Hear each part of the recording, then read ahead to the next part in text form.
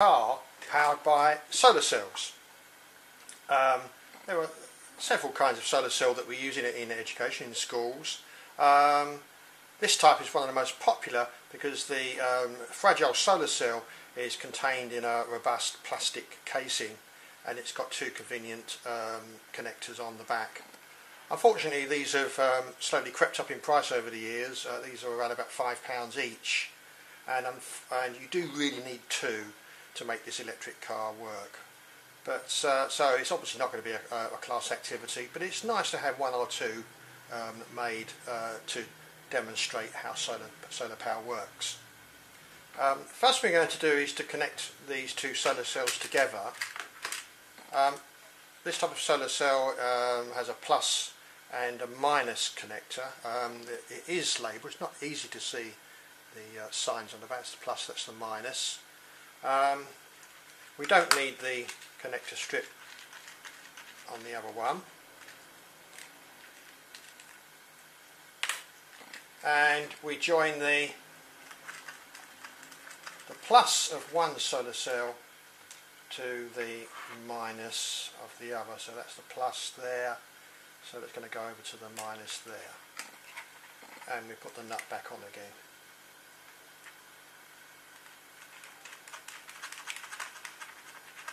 There we go. Don't be tempted to tighten these up too much, because the thread on these connectors hasn't been very well made, and you'll just strip it. So now we've got a plus there and a minus there. We're now going to mount these onto a piece of Corex. This piece of Corex is about 20 centimetres by 10 centimetres, and we need the terminals to pass through to the other side. So we're just going to find out where the terminals hit the Corex, and the way I do it is to position it at one end and then gently, not too hard, just push down so that the screws leave little marks there, and then hopefully, if it reaches, and I don't think it will, let's have a look. Yes, it will just about reach. We can punch those holes out with a hole punch.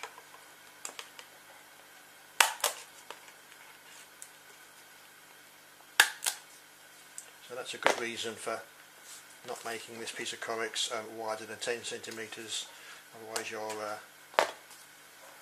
hole punch isn't going to reach. So now we can pass those through, and you can see the terminals coming out the other side. I'm going to have to make those holes a little bit bigger. For this I'm going to use a craft knife very, very carefully.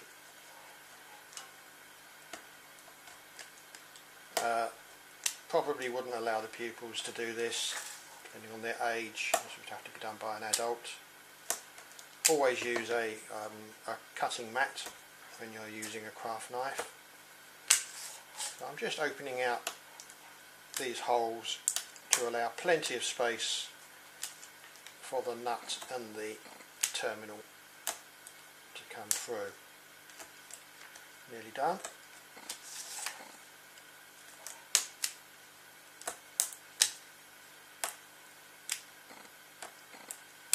Hopefully we'll be able to just push these pieces of Corex out now.